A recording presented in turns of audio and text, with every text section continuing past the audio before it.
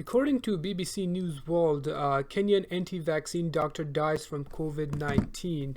Wow, that's a shocker. I will never celebrate a death of a human being, no matter what kind of views they hold. This is truly unfortunate and sad.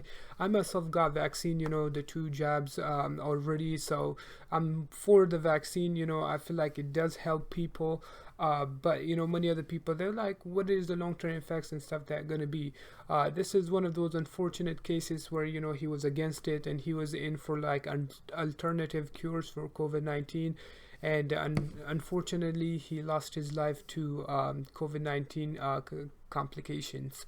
One of the saddest things that's taking place in the world right now is it has to be in India, where unfortunately many people are dying from COVID-19, and they're reporting so many cases a day now.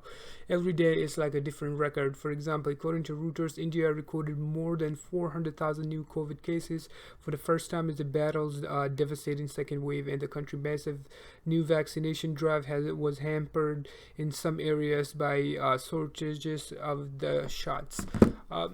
One of the thing is that India population is just so huge, is 1 point some billion people. So vaccinating them is gonna take couple of months, if not years, to get everybody on board. And just like the previous guys, some people are in for the vaccine, some are not. So getting the good amount of vaccines out there, even in the US here, some people do not want to get it because they're afraid of the side effects, or there's a bunch of conspiracy theories out there regarding it, which makes people hesitant of getting it. But I hope that I've seen many countries, they're helping India now. They're sending ventilators, oxygen tanks, and oxygen concentrators, and a vaccine, along with many other things. So one of the things I like about this world is it's coming kind of together against this enemy, which is the coronavirus. But despite all of that, it seems like the cases in India are still rising. So tell me, guys, if you guys are from India, what are some of the reasons these cases are going down? Like, what events took place in your country that is happening, and it can be prevented in the future, and other countries can learn from it, so they don't make the same mistakes as they did in India. This virus is very deadly, and the moment you all the precautions and stuff, you let your guard down, it can come from behind and devastate the whole country.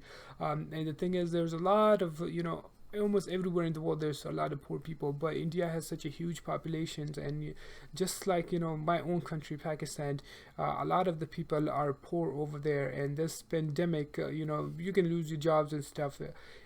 It takes toll on your health, but it also takes toll on you financially, and like hunger, etc. So for those of you who can donate to India, please do so.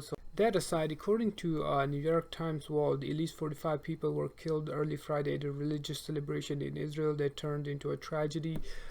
This is one of the saddest thing, whether it's gathering for elections or gatherings for religious activities, when there's too many people, and unfortunately things like this can occur.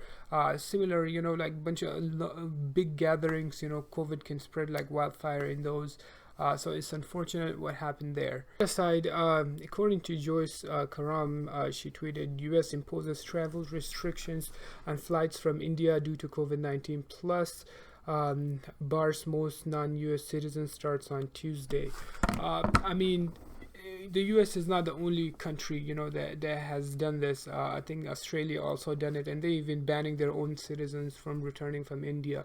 The thing is, these deadly variants, the countries want to take precautions regarding it, and my opinion regarding this is that for the safety of, it already devastated the United States already, so I see why they are taking precautions, banning flights from India and stuff, so the variants doesn't spread here. We already have so many variants, like the UK variant, the South African, the Brazilian, and now even the Indian. So whatever ways we can try to keep it down is the best thing ever. Even though cases in the US has been going down, you could say that it's because over 100 million people got vaccinated.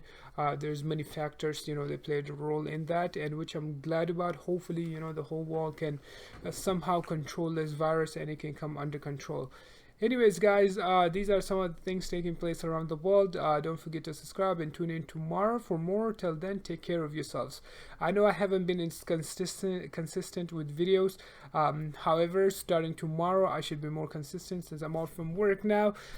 Till then, take care of yourselves.